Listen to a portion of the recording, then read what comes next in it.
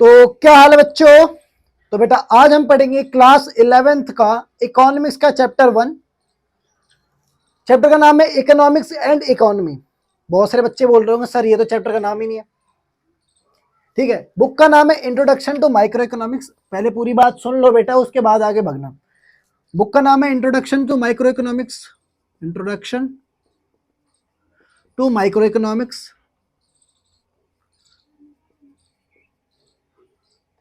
ठीक है, और टी.आर. जैन है बुक। ठीक है, अगर मैं आपको बुक दिखाऊं, 1 मिनट रुको, मैं बुक लेकर आता हूं।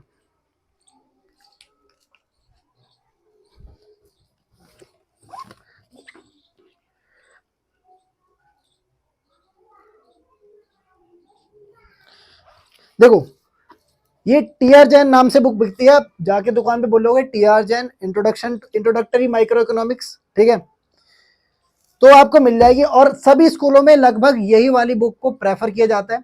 समझ गए? तो चैप्टर स्टार्ट करते हैं। बहुत ही बेटा छोटा सा चैप्टर है, और ये जो बुक मैंने दिखाई बेटा वो पुराने सालों की है, अभी नई की नहीं है। ठीक है, तो चैप्टर स्टार्ट करते हैं। बहुत ही छोटा सा चैप्टर है, बहुत ही आसानी से समझ जाओगे। चैप्टर स्टार्ट करने से पहले आप सब्जेक्ट से ही चालू करेगा। Economics, what is economics sir? हाँ, what is economics sir, what is economics? बेटा चैप्टर स्टार्ट होने से पहले I will request everyone to subscribe our channel, so that आप सभी को नोटिफिकेशन टाइम टाइम पे मिलती रहे जब भी हम वीडियो अपलोड करें। मैंने आप सभी को बता दिया है, हम वीडियोस रेगुलर डालते बेटा, 2 या 3 दिन छोड़ के, ज्यादा से ज्यादा 1 हफ्ते का गैप होगा शायद, वो भी पता नहीं अभी।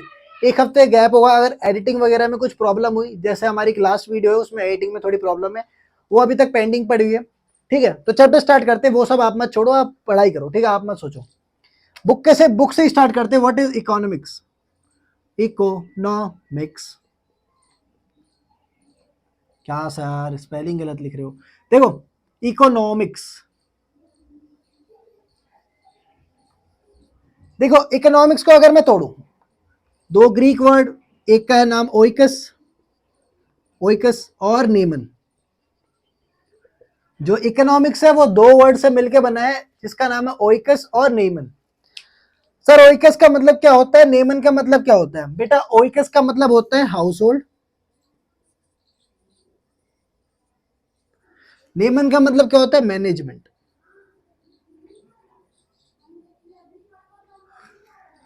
साफ साफ दिख रहा है, कुछ हाउस होल्ड मैनेजमेंट टाइप का हमारे पास कुछ आएगा। समझ गए? ये समझ गए, इकोनॉमिक्स 2 वर्ड से मिलकर बने हैं, ओइकस और नेमन। ओइकस का मतलब होता है हाउस होल्ड, नेमन का मतलब होता है मैनेजमेंट। अब बेटा देखो, हम सारे ह्यूमन से सब होंगे ही, अब सब तो है ही। तो हम सभी ह्यूमंस की कुछ वांट्स होती है, कुछ इच्छाएं होती है, कुछ हमारी अंदर की ना एक चाह होती है कि हमें कुछ मिले, कुछ वांट्स होती है। ठीक है, तो उस वांट को पूरा करने के लिए, जैसे मेरी वांट है, मेरी फेवरेट कार रेंज रोवर। ठीक है, तो मेरे को लेनी रेंज रोवर, उसके लिए मेरे को चाहिए पैसे। मेरे को अपनी नीड्स को सेटिस्फाई करने के लिए एक मीन चाहिए। ठीक है, अब ये देखो, ये है मेरी गाड़ी, ये गाड़ी नहीं,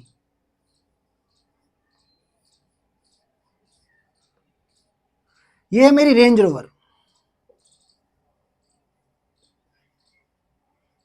ठीक है, अब मैं इसको कैसे खरीद लूंगा? शीशा तो बना दो। ठीक है, अब मैं इसको कैसे खरीदूंगा? ऐसे जाके थोड़ी बोलूंगा सर प्लीज सर गाड़ी, सर गाड़ी, आई नीड सर गाड़ी सर प्लीज, लात मार के भगा देंगे, भगा देंगे। अब मेरे को इसको पूरा करने के लिए कोई मीन चाहिए, कुछ ऐसी चीज जिसके थ्रू मैं इसको ले सकूं, उसको मैं क्या बोलूंगा? पैसा। ठीक है, तो वेल्थ टर्म आया हमारे पास। ऐसा मीन जिसकी वजह से हम अपने ह्यूमन वांट्स को सेटिस्फाई कर सके, उसका नाम क्या है? वेल्थ, पैसा। समझ गए? अब इकोनॉमिक्स है क्या, इसका डेफिनेशन क्या है? बेटे इसका डेफिनेशन अलग जगह पे अलग डेफिनेशन मिलेगी। समझ गए? लेकिन आपकी बुक में, इस टी.आर. जैन वाली बुक में क्या लिखा है? इकोनॉमिक्स एक ऐसा साइंस है ह्यूमन बिहेवियर का, जो कि डील करता है किससे?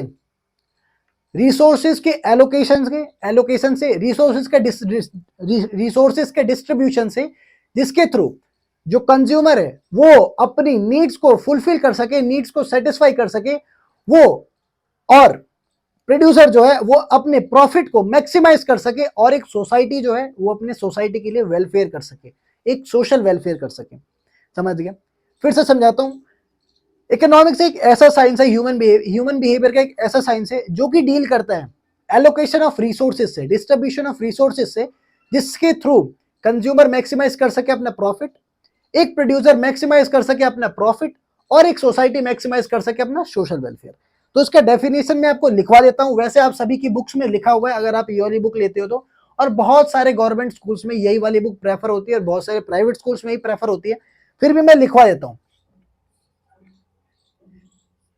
It is a science of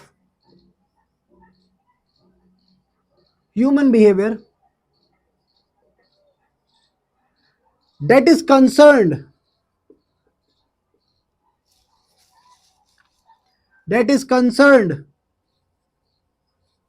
with the allocation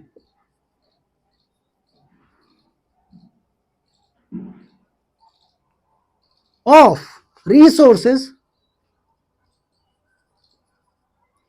in such a manner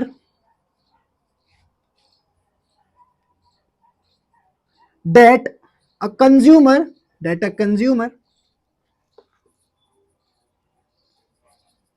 can maximize its can maximize his satisfaction। मुझे लगा मैं प्रोड्यूसर का लिख रहा हूं बेटा। कैन मैक्सिमाइज हिज सेटिस्फैक्शन, अब आएगा प्रोड्यूसर का। अब producer can maximise his profit and a society can maximize its social welfare।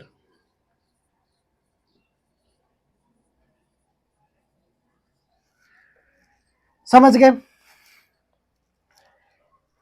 Economics क्या है? इकोनॉमिक्स एक साइंस है ह्यूमन बिहेवियर का जो कि कंसर्न है एलोकेशन ऑफ रिसोर्सेज से, मतलब डिस्ट्रीब्यूशन ऑफ रिसोर्सेज को ऐसे डिस्ट्रीब्यूट करना है इन सच इस प्रकार से ताकि कंज्यूमर मैक्सिमाइज कर सके अपने सेटिस्फेक्शन को, मैक्सिमाइज कर सके अपने सेटिस्फेक्शन को, एक प्रोड्यूसर मैक्सिमाइज कर सके अपने प्रॉफिट को, और एक सोसाइटी मैक्सिमाइज कर सके अपने सोशल वेलफेयर को।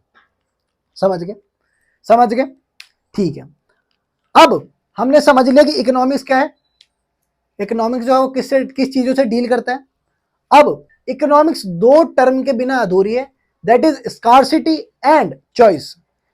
Let me erase it first, scarcity and choice. जो इकोनॉमिक्स है अपनी, इकोनॉमिक्स अर्थशास्त्र, हिंदी में क्या बोलते हैं इकोनॉमिक्स को? अर्थशास्त्र। यहां लिखो ECONO, इकोनॉमिक्स। सही है, सही है।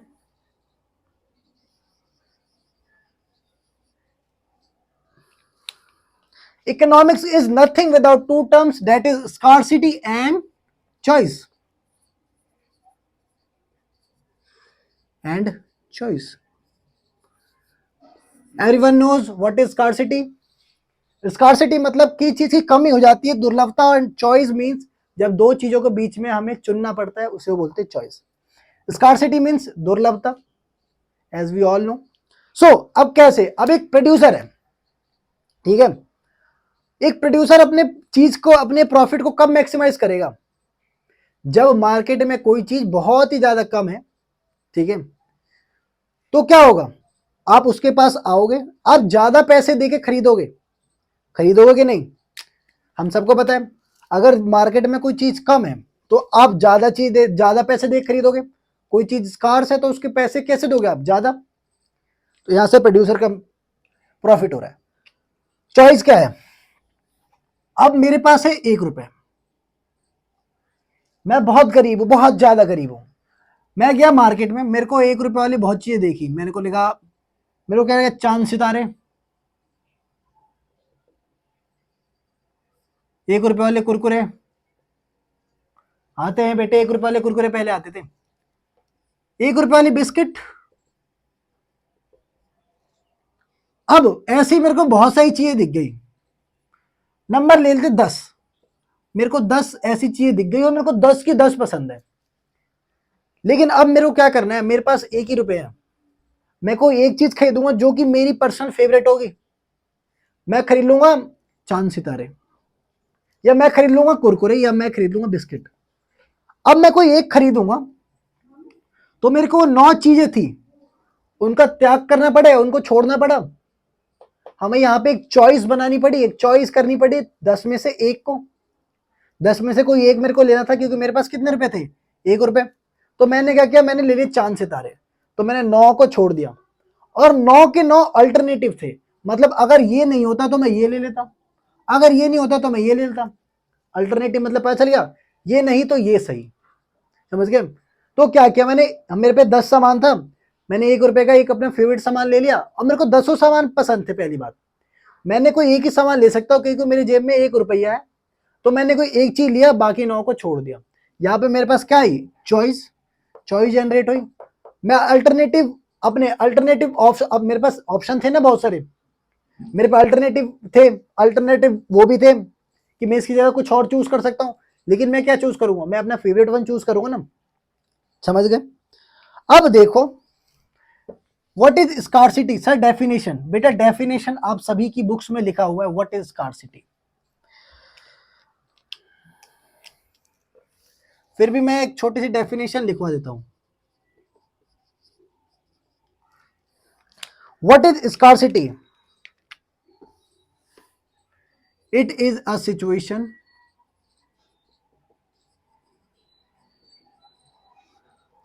व्हेन, जब व्हाट यू हैव, जो आपके पास है, what you have is less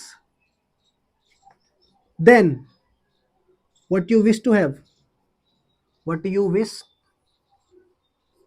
what you wish to have.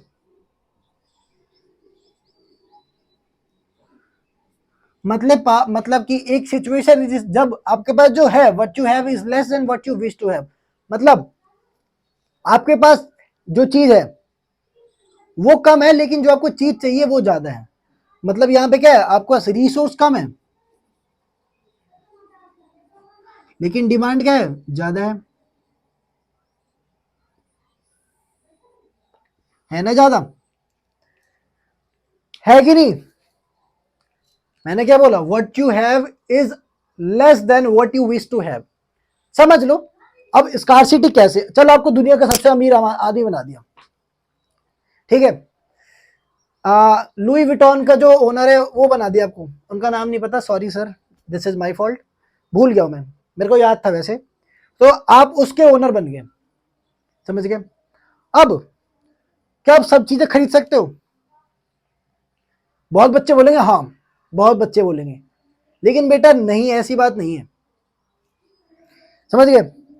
आपके पास एक ऐसा टाइम आएगा जब आपको जो चाहिए वो कम है, लेकिन जो आपको चाहिए उससे, मतलब अगर मैं अपने प्रोस्पेक्ट से बताऊं कि अगर मेरे पास 3 लाख रुपए है,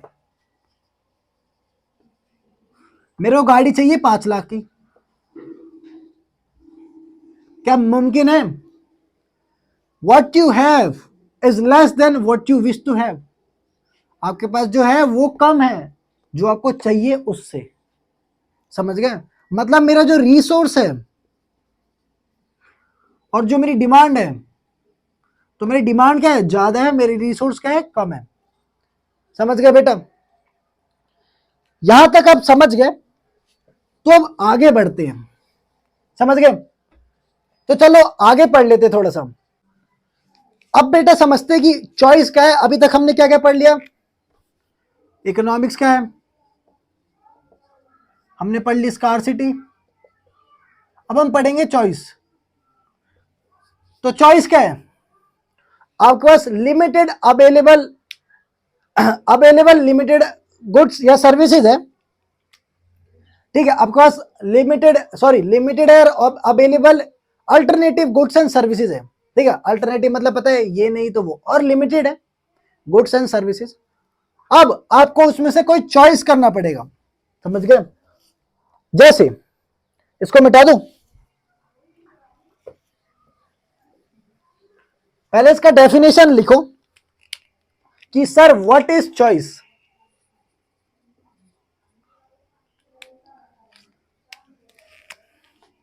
it refers to a situation या फिर process of selection of available alternative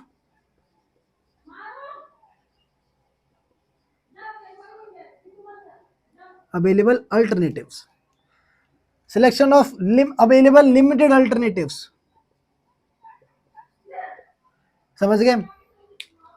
choice क्या है? एक ये रेफर करता है ऐसे सिचुएशन या फिर प्रोसेस को जिसमें आपको सिलेक्ट करना पड़ता है अवेलेबल लिमिटेड अल्टरनेटिव से। समझ गए?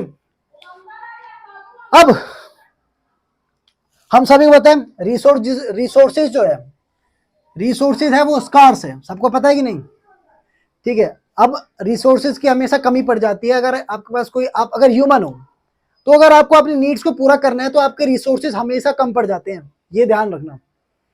अब कैसे समझाता हूं, ऐसे मतलब ऐसे समझो तुम लोग कि जब हमारे पास 5 लाख रुपए होते हैं तो हम लोग उससे बड़ा सपना देखते हैं ना।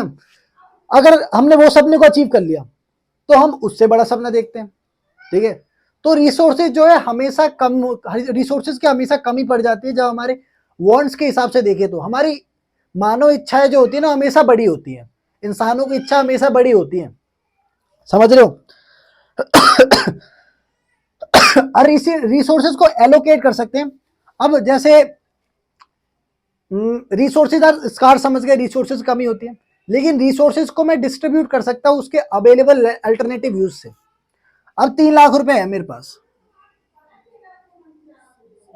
तो मेरे पास 3 लाख की तो गाड़ी नहीं आती सर, मेरे पास 10 लाख रुपए है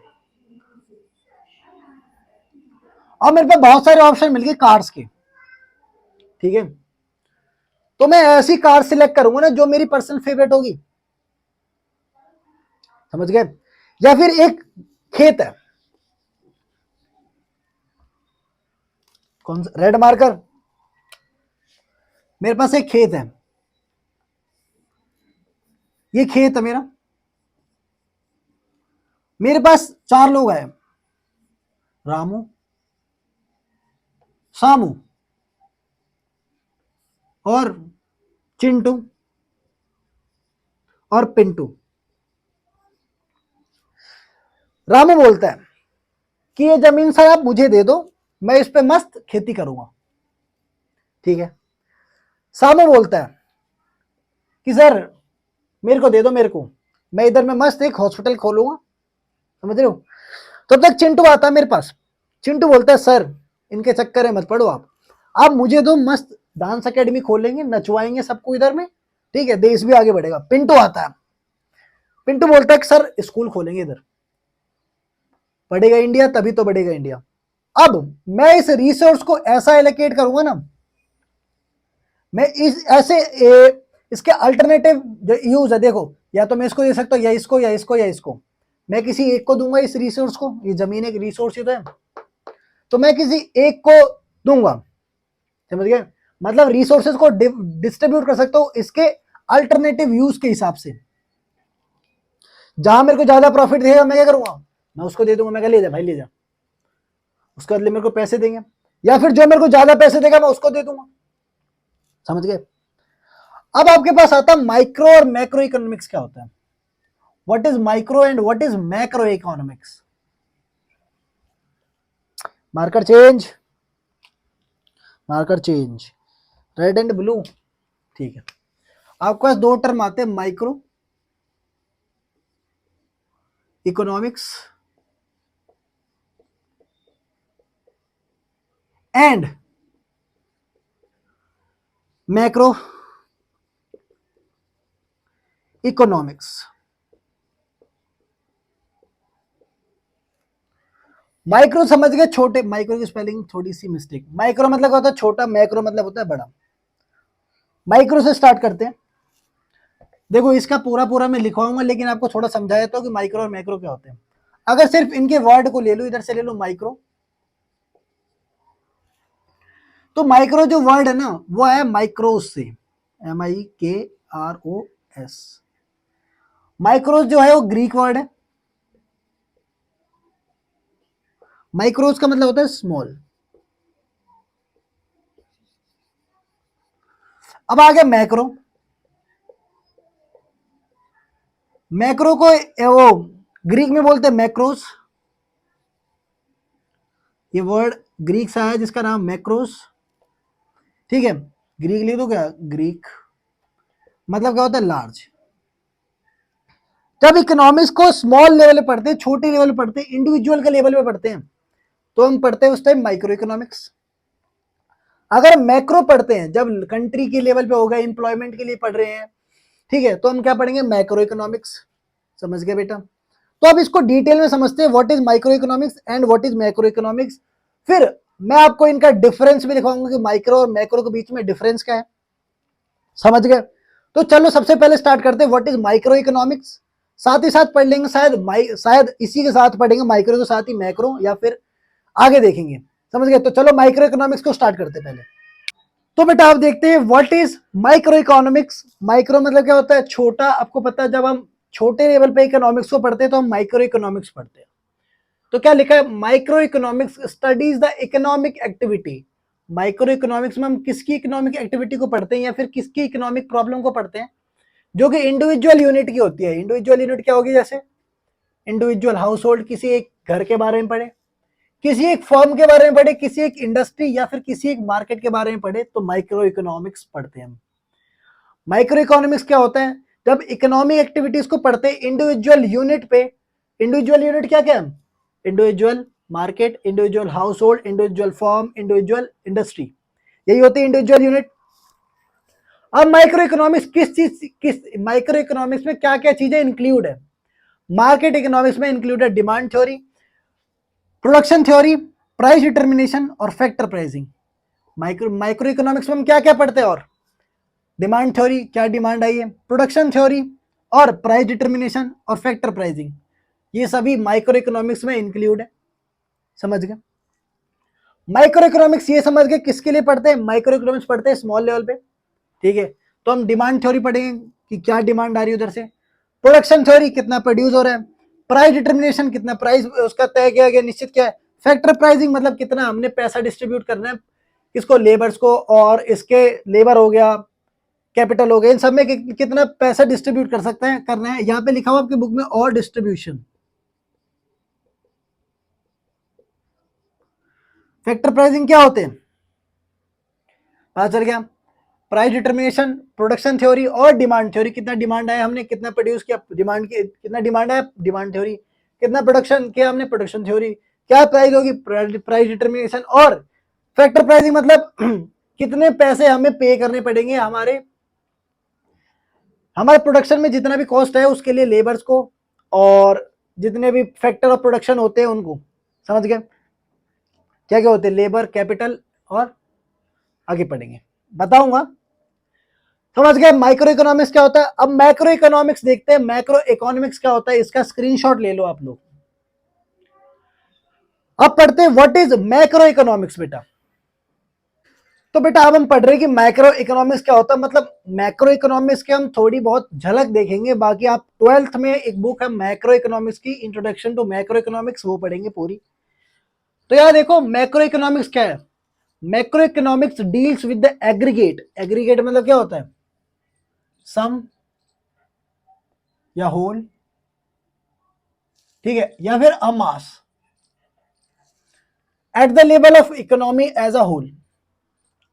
मतलब हम एग्रीगेट डिमांड पढ़ेंगे कि टोटल डिमांड कितनी आई है, एग्रीगेट सप्लाई पढ़ेंगे, टोटल हमने सप्लाई की है कितने की, गुड्स और सर्विसेज की इकोनॉमी में। समझ गए। अब ये क्या डील करता है, किस चीज में डील करता है, it deals with the aggregate such as, किस चीज में, नेशनल इनकम, टोटल इंप्लॉयमेंट कितनी थी, और जनरल प्राइस और एक्सेट्रा। तो मैक्रो इकोनॉमिक्स, पहले हमें यह पता है कि मैक्रो इकोनॉमिक्स होती क्या है। सर मैक्रो इकोनॉमिक्स वो होता है जब हम इकोनॉमिक्स को लार्ज लेवल पे पढ़ते हैं तो मैक्रो इकोनॉमिक्स होता है। चलो ठीक है। मैक्रो इकोनॉमिक्स में हम होल या फिर मास को पढ़ते हैं, मतलब टोटल कंप्लीट, टोटल हमारे पास कितना सप्लाई कितना डिमांड आया वो पढ़ते हैं, ठीक है, पूरे वर्ल्ड वाइड या फिर वर्ल्ड वाइड नेशन या फिर वर्ल्ड वाइड से, ठीक है, पूरे नेशन से या फिर पूरे वर्ल्ड वाइड से जितना आया उसके बारे में पढ़ते हैं, ठीक है। ये सर ये डील क्या करता है, किस चीज में डील करता है सर? सर ये नेशनल इनकम में डील करता है, टोटल इंप्लॉयमेंट कितनी है, वर्ल्ड वाइड भी हो सकती है, नेशनल के नेशन के लिए हो सकती है, और जनरल प्राइस क्या है किसी एक चीज का एक पूरे नेशन में, समझ गए? तो मैक्रो इकोनॉमिक्स क्या है, जब इकोनॉमिक्स को हम पढ़ते हैं इंडिविजुअल इंडिविजुअल बोल रहा हूं, एक इकोनॉमी एज अ होल पे, एक कंट्री बेस पे, एक वर्ल्ड वाइड बेस पे, तो हम मैक्रो इकोनॉमिक्स पढ़ते हैं। मैक्रो इकोनॉमिक्स क्या है, जब इकोनॉमिक्स को हम पढ़ते हैं किस पे, इकोनॉमी एज अ होल, पूरी इकोनॉमी को एक साथ पढ़ते हैं तो क्या पढ़ते हैं हम, मैक्रो इकोनॉमिक्स। इसमें क्या क्या पढ़ते हैं, national income, total employment, general price, aggregate demand कितना है, एग्रीगेट सप्लाई कितना है गुड्स एंड सर्विसेज का इकोनॉमी में, ठीक है। अब इसका डिफरेंस देख लेते हैं एक बार कि what is the difference between micro and macro economics, समझ गए? इसका स्क्रीनशॉट ले लो, वैसे आप पढ़ लोगे अपनी बुक में भी, ठीक है, स्क्रीनशॉट ले लिया। So let's see the difference between micro and macro economics. तो बेटा अब पढ़ते हैं माइक्रो इकोनॉमिक्स और मैक्रो इकोनॉमिक्स में डिफरेंस क्या है, समझ गए? एज वी ऑल नो, जब माइक्रो इकोनॉमिक्स क्या होता है, छोटे लेवल पे पढ़ते हैं, मैक्रो इकोनॉमिक्स को बड़े लेवल पे पढ़ते हैं, ग्लोबल लेवल पे, वर्ल्ड वाइड पे पढ़ते हैं या फिर नेशनल लेवल पे पढ़ते हैं, और माइक्रो इकोनॉमिक्स को इंडिविजुअल लेवल पे पढ़ते हैं, हम सभी को पता है ना, ठीक है। देखो माइक्रो इकोनॉमिक्स की एक लाइन पढ़ेंगे, फिर एक लाइन मैक्रो इकोनॉमिक्स की पढ़ेंगे। माइक्रो इकोनॉमिक्स में क्या पढ़ते हैं, studies the individual economy and units of economy, हम इंडिविजुअल इकोनॉमी के बारे में पढ़ते हैं। व्हाट इज इंडिविजुअल इकोनॉमी, जैसे इंडिविजुअल हाउस होल्ड हो गया, इंडिविजुअल फॉर्म, इंडस्ट्री, इसमें क्या पढ़ते हैं, studies the economy as a whole. इसमें इकोनॉमिक्स को कैसे पढ़ते हैं, ग्लोबल या फिर कंट्री लेवल पे, समझ गए?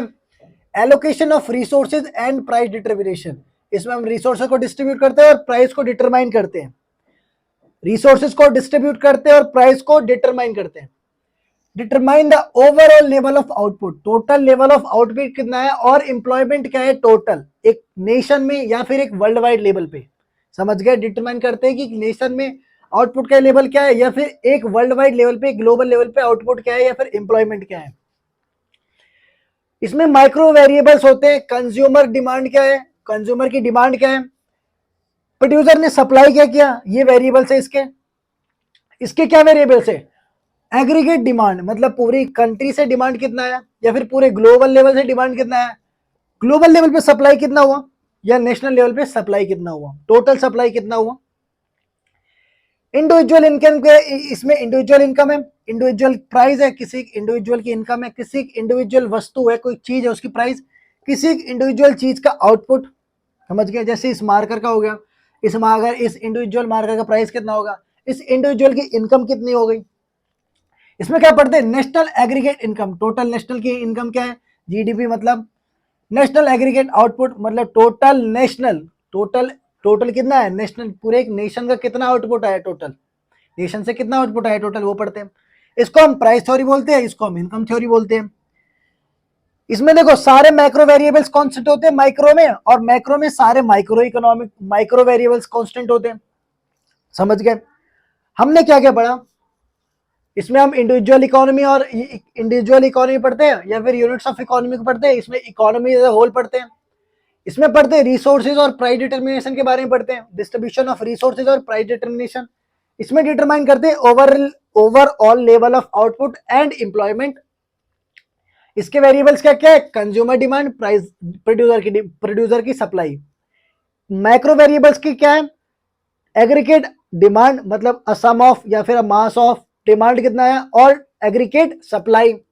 इंडिविजुअल की income, individual price, individual output पढ़ते हैं। National aggregate income, national aggregate output, इसको प्राइस थ्योरी बोलते हैं, इसको इनकम थ्योरी बोलते हैं। इसमें सारे मैक्रो वेरिएबल्स कांस्टेंट होते हैं, इसमें सारे माइक्रो वेरिएबल्स कांस्टेंट होते हैं, समझ गए? यस और नो, समझ गए? चलो आगे देखते हैं, इसका स्क्रीनशॉट ले लो, आपकी बुक में थोड़ा टेढ़ा मेढ़ा बनाया होगा, इसका स्क्रीनशॉट लो, ले लिया। चलो आगे पढ़ते हैं। तो बेटा अब देखते हैं पॉजिटिव एंड नॉर्मेटिव इकोनॉमिक्स क्या होते हैं। देखो पॉजिटिव इकोनॉमिक्स क्या होता है, पॉजिटिव इकोनॉमिक्स में डील करते हैं economic issues related to past, present and future. ठीक है, पॉजिटिव इकोनॉमिक्स में क्या होते हैं, हम इकोनॉमिक इश्यूज को क्या समझते हैं, पास्ट, प्रेजेंट और फ्यूचर में, मतलब पहले क्या थी, अभी क्या है और बाद में क्या हो सकती है या क्या होगी। नॉर्मेटिव इकोनॉमिक्स में क्या पढ़ते हैं कि हम इकोनॉमिक प्रॉब्लम को कैसे सुलझा सके, व्हाट ऑट टू बी पढ़ते हैं।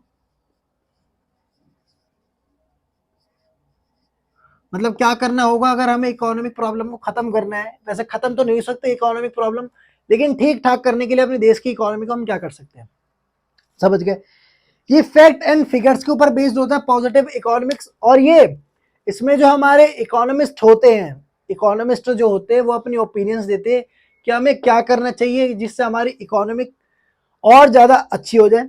और इसमें जो है बहुत बार क्या होता है, डिबेट हो जाता है। जो कुछ इकोनॉमिस्ट जो होते हैं वो कुछ बोलते हैं, जो कुछ होते हैं वो कुछ और ही बोलते हैं, कोई कुछ और ओपिनियन देते हैं और कोई कुछ और ही ओपिनियन देते हैं। फिर इसमें क्या होती है, कंट्रोवर्सीज क्रिएट हो जाती है। तो पॉजिटिव इकोनॉमिक्स पढ़ते हैं, पॉजिटिव इकोनॉमिक्स के बाद पढ़ेंगे नॉर्मेटिव इकोनॉमिक्स, उसके बाद पढ़ेंगे कि कितने टाइप की इकोनॉमी होती है, इकोनॉमी क्या है। ठीक है, उसके बाद चैप्टर खत्म। पहले पढ़ लेते हैं पॉजिटिव इकोनॉमिक्स क्या है। ठीक है, तो चलिए पढ़ते हैं पॉजिटिव इकोनॉमिक्स। तो बेटा देखते हैं कि पॉजिटिव इकोनॉमिक्स क्या होती है। देखो पॉजिटिव इकोनॉमिक्स जो है वो डील करती है issues related to past, present and future. Positive economics क्या डील करती है कि पास्ट में हमारे इकोनॉमिक प्रॉब्लम क्या था, प्रेजेंट में कैसे और फ्यूचर में क्या होगा।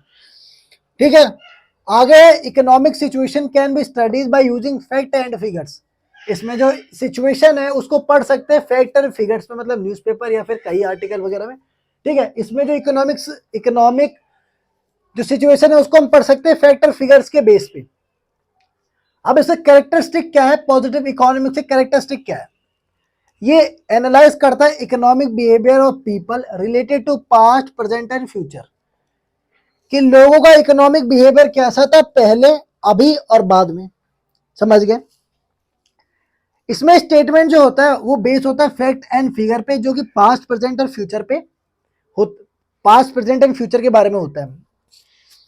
स्टेटमेंट्स आर वेरिफिकेबल फॉर ट्रूथ, ये जो स्टेटमेंट्स है इसको वेरीफाई कर सकते हैं क्या ये सच है या नहीं।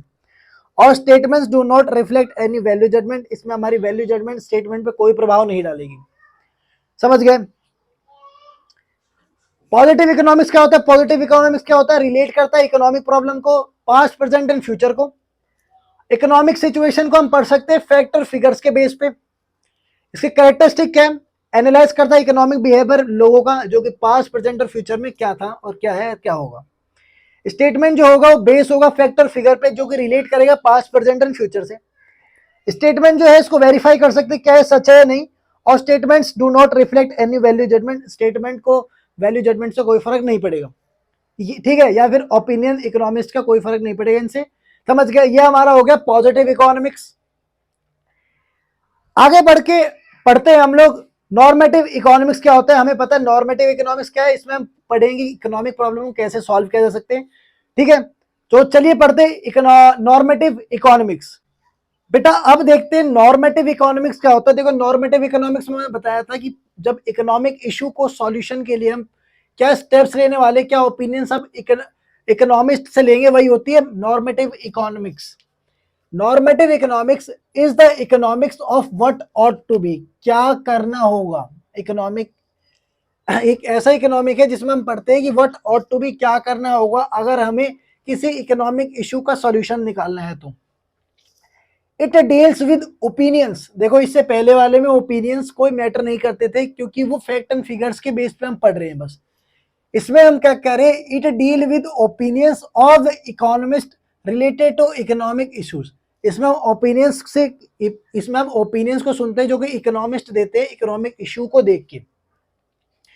Different economist may offer different opinion on the solution to an economic problem. अब वो बात हो गई ना कि 10 लोग और 10 बातें। देखो अलग इकोनॉमिस्ट अलग ओपिनियन देगा किसी इकोनॉमिक इशू को लेकर, कोई बोलेगा ये करो, कोई बोलेगा वो करो। ठीक है, तो आपकी बुक में एक MG नरेगा है,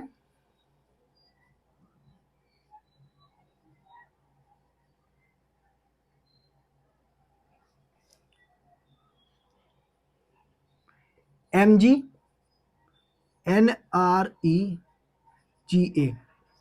ठीक है।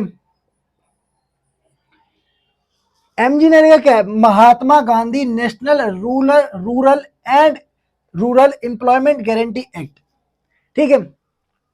तो इसका एग्जाम्पल दे रखा आपकी बुक में कि बहुत सारे इकोनॉमिस्ट ने बोला है कि इस तरीके से इसका यूज करो, इस तरीके यूज करो, ठीक है। तो इसी हिसाब से देखो इकोनॉमिस्ट अलग है तो इनके अलग अलग ओपिनियंस होते हैं। आगे इसकी कैरेक्टरिस्टिक क्या है नॉर्मेटिव इकोनॉमिक्स के, इस देखो सबसे पहले तो स्टेटमेंट्स में जो वैल्यू जजमेंट आ जाए, क्योंकि इकोनॉमिस्ट जो है अब इसमें ओपिनियन देंगे, क्योंकि हम इसमें ओपिनियन मांग रहे हैं कि what ought to be to solve a economic problem, ठीक है। Statements involve value judgement, statement lead to controversies and debates, statement में कंट्रोवर्सीज हो जाती है और डिबेट हो जाता है, क्योंकि different economist may offer different opinion. Statement indicate opinion and are therefore not verifiable for truth. अब इस स्टेटमेंट में हम ओपिनियन ले रहे हैं ना किसी की, तो हम बता सकते हैं कि क्या ये ओपिनियन अच्छा है या बुरा है? नहीं कर सकते ना।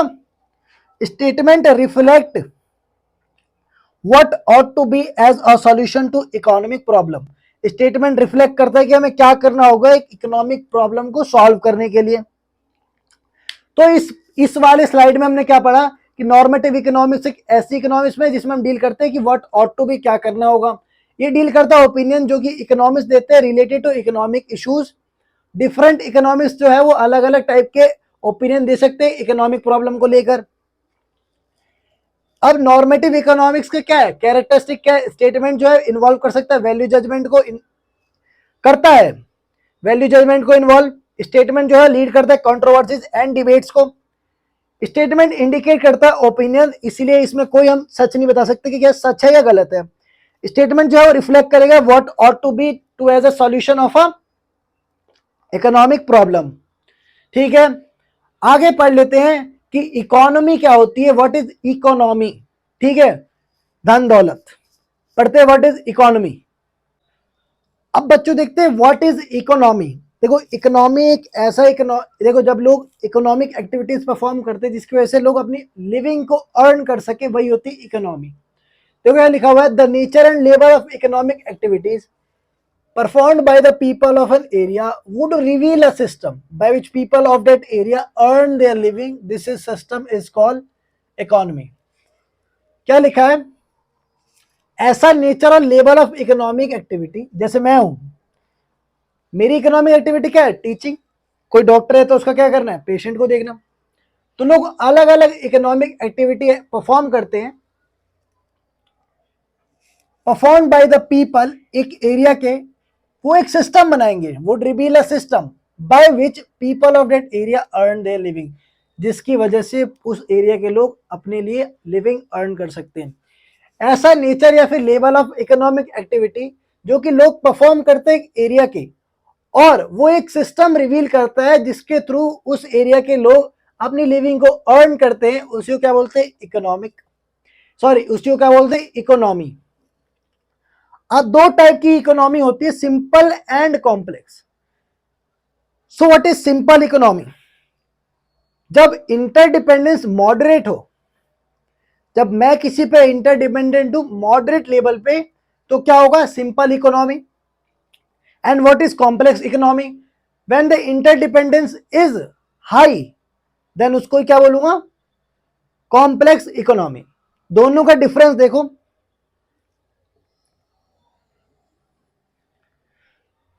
Income level of the people is low, इसमें इनकम लेवल कैसी होती है? कम। और इसमें कैसी होती है? Income level of the people is high. Wants are multiple but are not enormous, जो हमारी इच्छाएं होती है बहुत सारी होती है लेकिन इतनी बड़ी बड़ी नहीं होती। Wants are multiple and are enormous, जो हमारी इच्छाएं होती है इसमें वो बड़ी होती है और बहुत सारी होती है। म्यूचुअल इंटरडिपेंडेंस इज लिमिटेड, जब म्यूचुअल इंटरडिपेंडेंस क्या होगा? लिमिटेड, तो इसमें क्या होगा? Simple economy. जब म्यूचुअल इंटरडिपेंडेंस हाई होगा तो क्या होगा, complex economy. Degree of exchanges moderate, जब हम दोनों को एक दूसरे में मॉडरेट लेवल पे एक्सचेंज कर रहे हैं डिग्रीज को, तो क्या होगा, सिंपल इकोनॉमी। और जब एक्सचेंज कैसा हो, हाई, तो क्या हो जाएगा, कॉम्प्लेक्स इकोनॉमी। अब मैं आपको एक एग्जांपल से समझाता हूं। मेरे पास दो बच्चे हैं, मैं टीचर हूं, मेरे पास दो बच्चे हैं। एक बच्चा एग्जाम के स्टार्टिंग, जैसे अभी इसने 11th 10th क्लास पास किया और 11th क्लास में ही मेरे पास ट्यूशन आ गया। ये समझा रहा हूं मैं बेटा सिंपल इकोनॉमी, पहले सिंपल इकोनॉमी समझो। तो क्या होगा, मेरी इनकम उस टाइम कम होगी जब वो लड़का मेरे को पे करेगा, तो मेरी इनकम लेवल कैसी होगी, कम। उसकी इच्छाएं बहुत सारी होंगी, वो चाहेगा मैं हिंदी पढ़ लूं, इंग्लिश पढ़ लूं, मैथ पढ़ लूं, मतलब जो भी उसकी इच्छा है, जैसे हिस्ट्री पढ़ लूं, पॉलिटिक्स पढ़ लूं, इकोनॉमिक पढ़ लूं, इकोनॉमिक्स पढ़ लूं, ठीक है। उसकी इच्छाएं बहुत सारी, लेकिन इतनी बड़ी बड़ी नहीं है। वो नहीं चाहता कि एक दिन में पूरा चैप्टर कंप्लीट हो जाए, वो चाहता है कि आराम आराम से हो, कोई दिक्कत नहीं है। म्यूचुअल इंटरडिपेंडेंस इज लिमिटेड, वो और मैं एक दूसरे पे लिमिटेड तौर पे डिपेंडेंट है, कोई दिक्कत नहीं, दिक्कत। Degree of exchange is limited, अब वो मेरे को जितने पैसे देगा, जितना मेरे को फी देगा, उतना ही मैं उसको क्या करूंगा, नॉलेज प्रोवाइड करूंगा। मतलब हम दोनों एक दूसरे पे मॉडरेट लेवल पे क्या है, डिग्री को एक्सचेंज कर रहे हैं। अब आगे कॉम्प्लेक्स इकोनॉमी। अब एक लड़का है जो 11th क्लास के एंड में आया मेरे पास पढ़ने 11th क्लास जस्ट खत्म होने वाली, एग्जाम सारे, तभी वो मेरे पास कोचिंग में पढ़ने हैं। तो इसमें मेरी इनकम कैसी होगी, हाय, मैं चाहूंगा बच्चे ज्यादा से ज्यादा पैसे लूं। इसमें बच्चे के जो वांट्स होंगे वो भी मल्टीपल होंगे, वो चाहेगा सारे सब्जेक्ट कंप्लीट कर लूं और एक बार में एक दिन में एक चैप्टर कंप्लीट कर ही लूं कम से कम, क्योंकि अब एग्जाम आने वाले हैं। इसमें वो लड़का और मैं एक दूसरे पे कैसे डिपेंडेंट होंगे, उसके इंटरडिपेंडेंस की डिग्री कैसे होगी, हाई, हाई होगी, हाई। और हम दोनों के अंदर जो डिग्री ऑफ एक्सचेंज होगा, वो मेरे को ज्यादा पैसे देगा, जब भी तो मैं उसको ज्यादा ज्ञान दूंगा। डिग्री ऑफ एक्सचेंज कैसी होगी, high. Any problem, any one of you, समझ गए, सिंपल इकोनॉमी और कॉम्प्लेक्स इकोनॉमी समझे। देखो मैंने अच्छे एग्जांपल से समझाया, इकोनॉमी क्या होती है मैंने वो भी समझाया। इसका स्क्रीनशॉट ले लो, ले लिया। अब पढ़ लेते टाइप्स ऑफ इकोनॉमीज, समझ गए बेटा, इसका स्क्रीनशॉट ले लिया। Let's move on two types of economies. अब बेटा देखो हमारे पास तीन टाइप की इकोनॉमीज होती है, सेंट्रली प्लान्ड इकोनॉमी, और होती है मिक्स्ड इकोनॉमी, और होती है क्या, मार्केट या फिर फ्री इकोनॉमी। देखो कंट्रोल्ड इकोनॉमी बोलते हैं सेंट्रली प्लान्ड इकोनॉमी को, और मार्केट इकोनॉमिक को फ्री इकोनॉमी बोलते हैं, और मिक्स्ड इकोनॉमी तो मिक्स्ड इकोनॉमी ही है। इसमें देखो सेंट्रली प्लान्ड, देखो सबसे मैं तुम्हें मेन मेन चीज समझाता हूँ। सेंट्रली प्लान्ड किसके द्वारा कंट्रोल किया जाता है, गवर्नमेंट द्वारा, मार्केट द्वारा, और गवर्नमेंट एंड मार्केट दोनों द्वारा, पब्लिक और प्राइवेट सेक्टर दोनों द्वारा। लिखा हुआ है activities controlled by some central authority. इसके अंदर जो एक्टिविटीज है वो कौन कंट्रोल करता है, सेंट्रल अथॉरिटी, मतलब एक गवर्नमेंट होगा, मतलब एक पब्लिक सेक्टर है। Controlled by market forces, market force का होता है सप्लाई एंड डिमांड, जितना सप्लाई आएगा, जितना डिमांड आएगा उतनी सप्लाई करेंगे। मिक्स्ड इकोनॉमी क्या है, governed by free play of market forces, मतलब ये तो पता चलता है कि कितना सप्लाई है कितना डिमांड आएगा, लेकिन कंट्रोल कौन करता है, गवर्नमेंट कंट्रोल करती है। Decision driven by the motive of social welfare, इसमें जो डिसीजन होगा वो किसके लिए होगा, सोशल वेलफेयर के लिए, इसमें प्रॉफिट के लिए। और इसमें क्या होगा, प्रॉफिट और सोशल वेलफेयर दोनों के लिए होगा हमारे मिक्स्ड इकोनॉमी में। इसमें कंज्यूमर सॉवरेन नहीं होता, कंज्यूमर अपनी मन पसंदीदा चीज नहीं ले सकता, लेकिन इसमें जो है वो कंडीशन, कंज्यूमर जो है सॉवरेन होता है, ठीक है। इसमें तो कंज्यूमर सॉवरेन होता ही है, मिक्स्ड इकोनॉमी है। लेकिन जो पीडीएस होती है, पब्लिक डिस्ट्रीब्यूशन सिस्टम, वो इंश्योर करती है कुछ एसेंशियल गुड्स के सप्लाई को, जैसे नमक हो गया, चीनी होगी, वगैरह वगैरह। Most resources are controlled by the government, इसमें जो ज्यादातर रिसोर्सेज कैसे कंट्रोल होते हैं, सारी रिसोर्सेज कैसे कंट्रोल होती है, गवर्नमेंट द्वारा। इसमें किसके द्वारा, most resources are controlled by people. Resources are controlled, यहां पे क्या है, resources are controlled by both, इसमें गवर्नमेंट और प्राइवेट दोनों ही कंट्रोल करती है इसमें रिसोर्सेज को। Public sector dominates the economic activity, अब देखो पब्लिक सेक्टर का है, मतलब ये गवर्नमेंट का है तो पब्लिक सेक्टर हुआ, तो पब्लिक सेक्टर है वो डोमिनेट करता है इकोनॉमिक एक्टिविटी को, किसमें, सेंट्रल या फिर कंट्रोल्ड इकोनॉमी में। इसमें प्राइवेट सेक्टर डोमिनेट करता है और इसमें दोनों ही डोमिनेट करते हैं, प्राइवेट और पब्लिक दोनों ही सेक्टर डोमिनेट करते हैं। अब कंट्रोल्ड या सेंट्रली प्लान्ड इकोनॉमी का एग्जांपल क्या है, देखो चाइना एंड रसिया, इसमें क्या है यूएसए एंड यूरोप, और मिक्स्ड में क्या है इंडिया, अपना इंडिया। तो बेटा टाइप्स ऑफ इकोनॉमीज के साथ ही हमारा चैप्टर यहाँ पे एंड हो चुका है, इकोनॉमिक्स एंड इकोनॉमी, जो कि हमारे क्लास 11th का टीआर जैन से था, इंट्रोडक्टरी टू माइक्रो इकोनॉमिक्स से। अगला चैप्टर हम लेके आएंगे जल्दी, इसका स्क्रीनशॉट लो, ले लिया, ठीक है बेटा। अगली वीडियो मिलते हैं, तब तक के लिए जय हिंद।